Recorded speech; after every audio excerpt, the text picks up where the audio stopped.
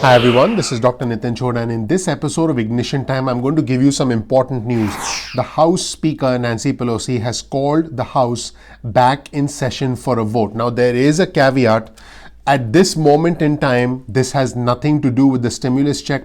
This has nothing to do with unemployment benefit extensions, and it has everything to do with the post office. Now, I don't want you to click out. I want you to bear with me and watch this because it is important. There is a possibility, there's a small possibility that the stimulus check and the unemployment benefit extensions might be discussed as part of this, because the president in a recent press conference did say that if he got what he was looking for, if he got what the American people were looking for, which is specifically the stimulus check and the federal unemployment benefit extensions, which are still necessary because the lost wages assistance program is indeed running into trouble with many states. Now, some states have implemented it successfully, but the president did say that if he got what he was looking for, then he would be open to funding on the United States Postal Service.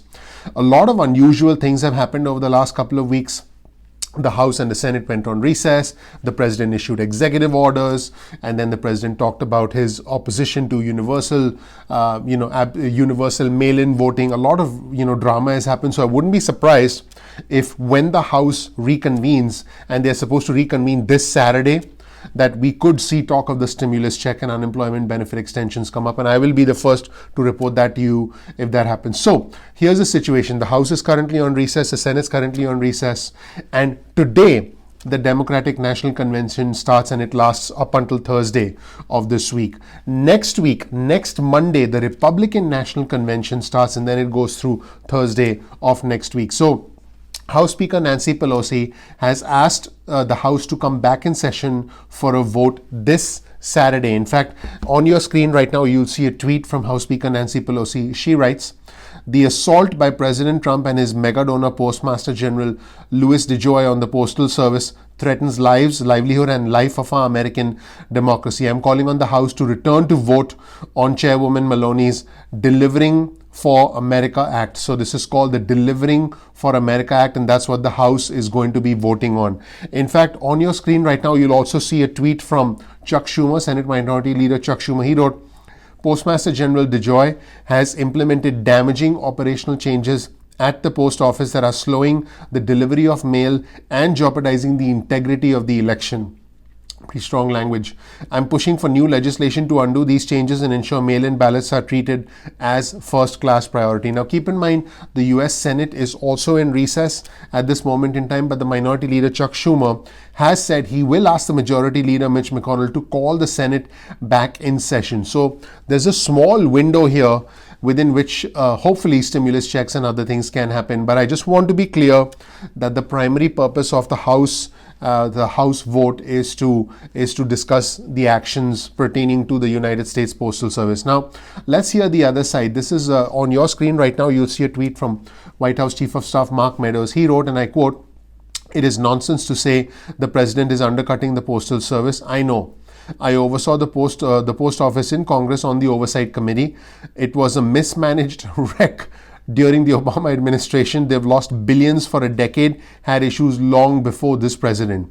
He also continued, he also went on to say, and this is the next tweet that you'll see, "President Trump has already offered a $10 billion fix for the post office as part of a pandemic relief package.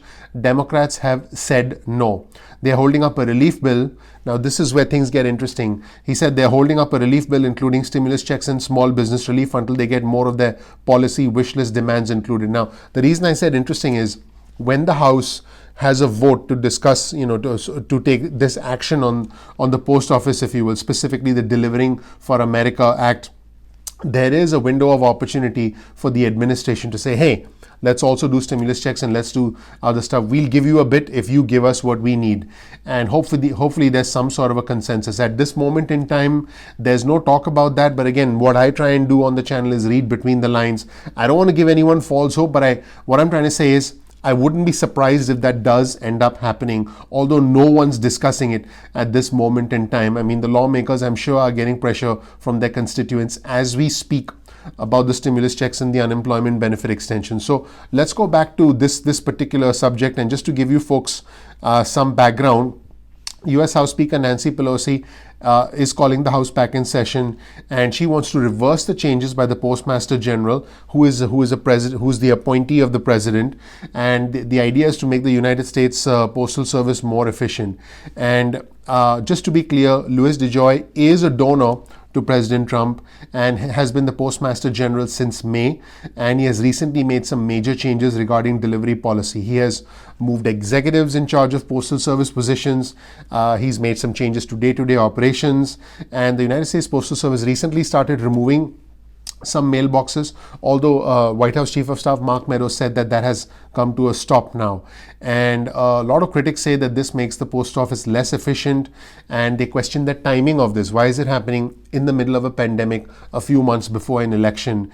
And they're saying, oh, this isn't a coincidence. So that's basically been the discussion so far. Now, President Trump did say a couple of days ago that he would not be open to funding the $3.5 billion for election efficiency and the $25 billion that the Democrats wanted for the post office. But then later he did say, he did clarify that he was specifically against universal mail-in voting, and he was not against absentee ballots. That's what the president confirmed. And he also opened the doors and said, hey, if we get what we want, we would be open to it. So he did say that in a press conference. Now, originally, there were no votes scheduled in the House up until the week of September the 14th. That's a month. That's less than a month away. But now things have changed, and House Speaker Pelosi said in a statement that, and these are strong words. By the way, I'll provide you with a link to House Speaker Pelosi's full statement, so you can see that link in the description section of this video. But basically,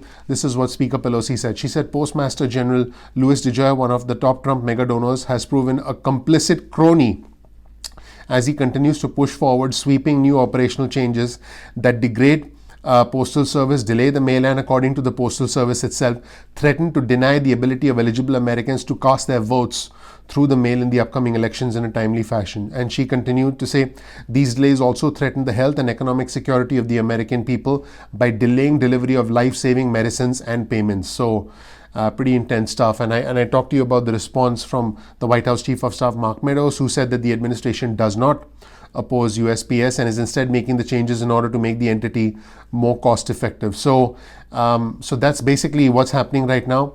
Now, there's been a lot of spotlight. There's been a review of Louis DeJoy's actions to ensure that he complies with ethics rules. DeJoy also made a controversial move recently when he purchased Amazon stock, which is a competitor to the United States Postal Service.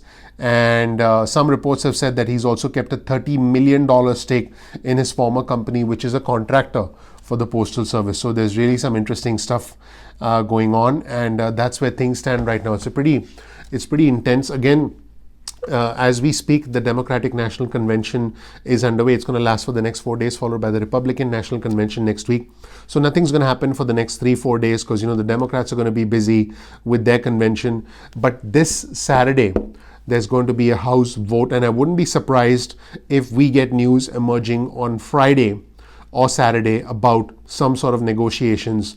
Hopefully, the restart of negotiations between the White House lead negotiator Steven Mnuchin, Mark Meadows on one side, and House Speaker Nancy Pelosi and Chuck Schumer on the other side. Let's hope so. It doesn't seem like it's on the agenda now, but I'll be sure to let you know if something happens. Thank you so much for watching. My name is Dr. Nitin Choda with Ignition Time. If you learned something new, please do me a favor. We put in a lot of effort into the creation, the editing, the release of these videos. Please simply click the like button. Please subscribe. Also, please enable notifications so you get instant updates going forward. And what we've noticed recently is that 20% of our viewers who watch, they end up subscribing, which is phenomenal. I believe the average across YouTube is about 10%. So I think our community is growing very, very, very rapidly. And I would really appreciate it if you can subscribe and if you can enable notifications so you get instant updates, because my goal is to make this channel a trustworthy channel of fair news and balanced news going forward.